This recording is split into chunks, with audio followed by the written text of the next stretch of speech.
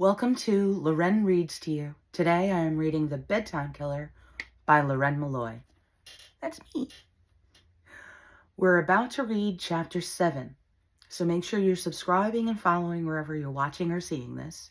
And if you haven't heard or read Chapter 1 through 6 yet, make sure you save this, pause it, go back, watch those, listen to those, and then come back for this if you want to. Otherwise, get comfy and let's begin.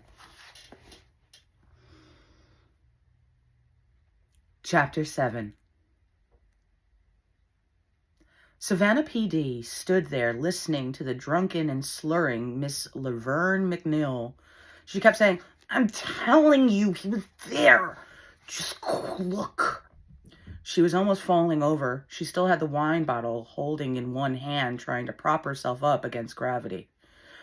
"Ma'am, we believe you. We saw. What we need from you is a description.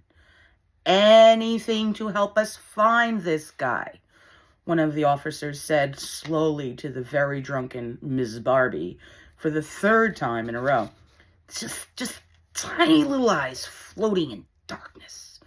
That's all there was.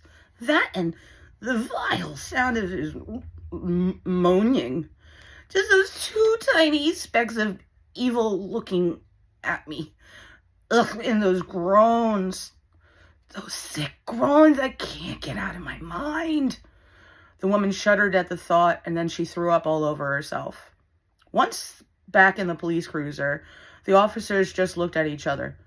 How the hell are we supposed to catch two tiny specks for eyes? Same way the police are supposed to catch two specks of evil, a hairy ass, with nothing of substance to go on, of course. Right, the officer laughed. Imagine the lineup. Okay, guys, now turn around and bare ass. Ma'am, sir, do you see the hairy ass responsible? Do you see the two specks of evil that moaned at you? One of the officers mockingly said. Yeah, that would go real well, the other officer said while rolling his eyes. The officers chuckled in unison.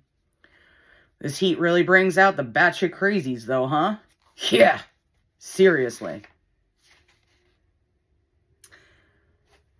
Now, that was a short chapter, so make sure you're following and subscribing. Make sure if you'd like this book, you go to Amazon and get either the paperback or the Kindle that you would like, because that was Chapter 7 of The Bedtime Killer by me, Loren Malloy. So tune in for Chapter 8, because we're about to get started.